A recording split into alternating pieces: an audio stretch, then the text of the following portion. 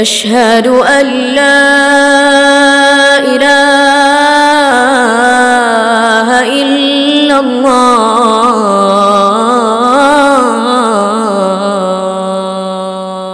لا إله إلا الله وحده لا شريك له له الملك وله الحمد يحيي ويميت وهو حي لا يموت بيده الخير وهو على كل شيء قدير. Nah, ini Imam Ghazali ingatkan kepada kita ada beberapa wirid baik dia dikerjakan di waktu subuh. Yang pertama tadi la ilaha illallah wahdahu la syarikalah sampai akhir. Kemudian wirid yang kedua la ilaha illallah al-malikul haqqul mubin. Pernah dengar? La ilaha illallah al-malikul haqqul mubin. Yang ketiga la ilaha illallah al-wahidul qahhar. Rabbus samawat wal ardi wa ma bainahuma al-azizul ghaffar. Kemudian Imam Ghazali juga mengatakan kepada kita bahwasannya ditambahkan wirid yang keempat. Apa itu? Ini semuanya intinya kalau mempunyai waktu yang fursah, waktu yang longgar, ya kan Pak? Kita kan waktunya sempit, ya kan? Kita semuanya waktunya sempit, Masya Allah. Yang keempat adalah subhanallah walhamdulillah wala ilaha illallah wallahu akbar wala haula wala quwwata illa billahil aliyil azim. Yang kelima subuhun kuddus rabbul malaikati waruh. Kapan nih zikir sering didengar? Hah? Bulan Ramadan, Pak. Bulan Ramadan sering kita dengar ini. Habis bulan Ramadan habis nih zikir. Ini salah satu amalan yang mana baik dikerjakan di waktu malam. Witir, maba'dal isya sampai subuh. Subuhun kuddus rabbul malaikati waruh. Tapi hanya di bulan Ramadan ini yang terangkat. Kemudian yang keenam, Imam Ghazali menganjurkan kepada kita untuk membacakan atau menyisipkan waktu kita dengan membaca subhanallahi wa bihamdihi subhanallahil azim. Ini masyhur di salah satu hadis Sahih Bukhari.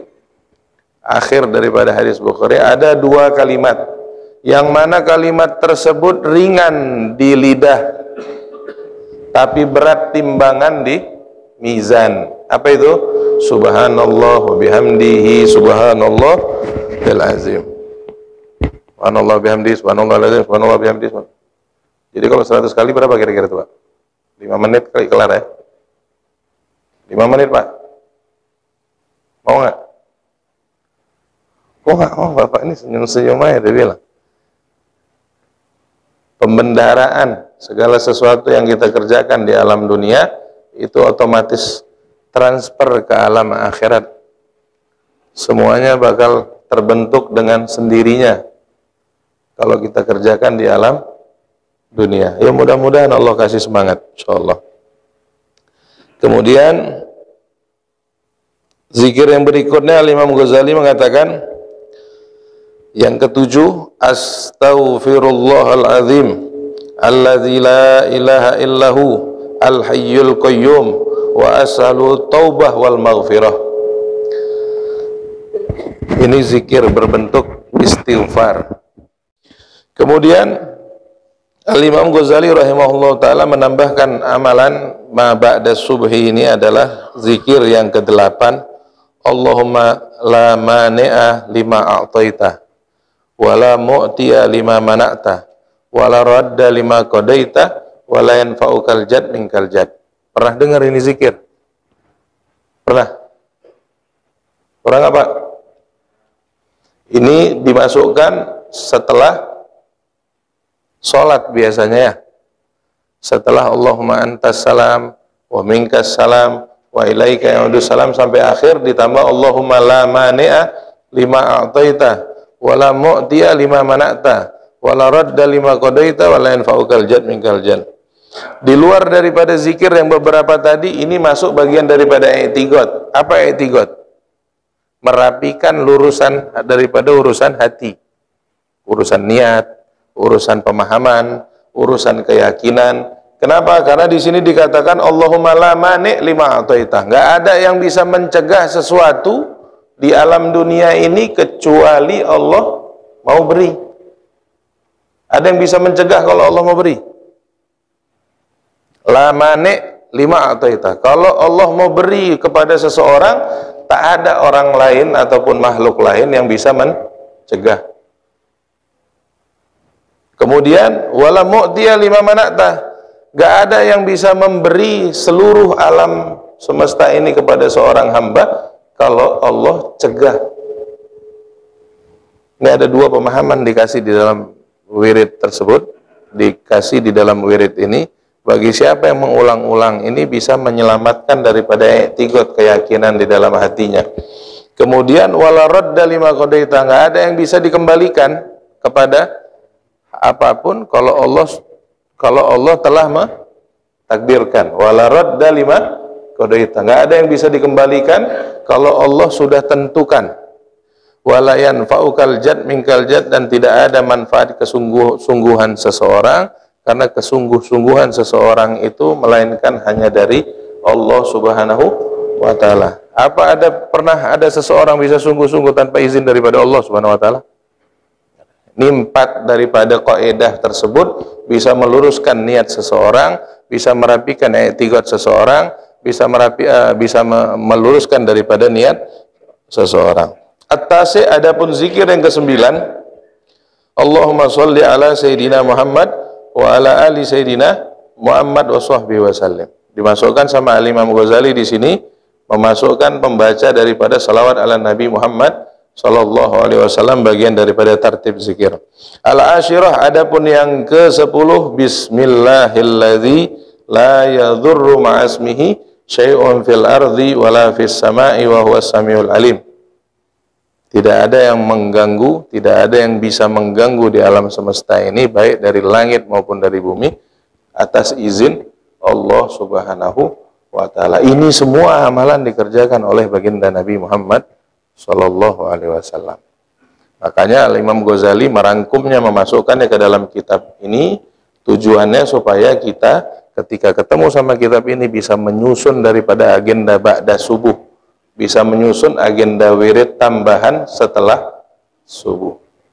Begitu juga asar.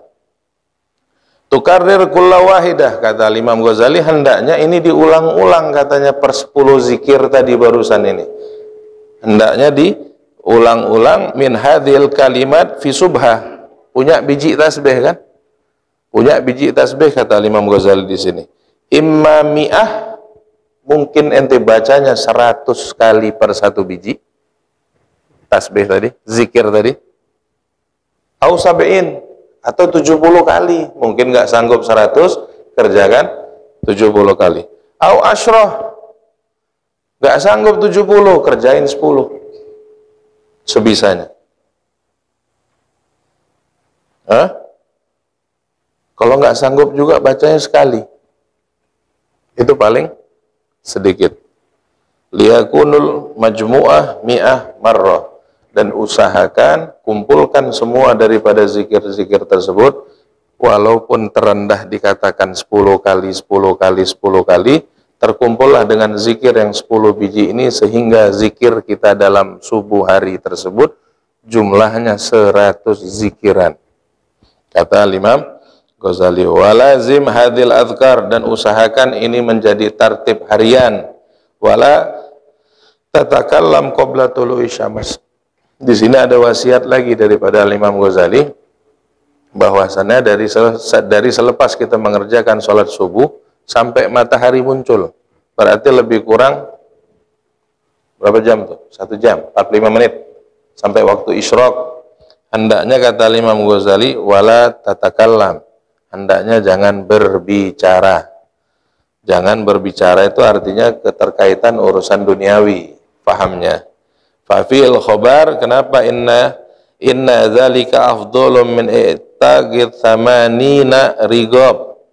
Barang siapa yang mengerjakan amalan-amalan ba'da subuh ditambah dengan zikiran-zikiran tadi, dengan keadaan dia tidak berbicara-bicara urusan dunia. Ada khobar di sini, inna dzalika afdal min i'taqi thamanina riqab. Orang yang mengerjakan hal tersebut lebih afdol, daripada orang yang memerdekakan 80 budak.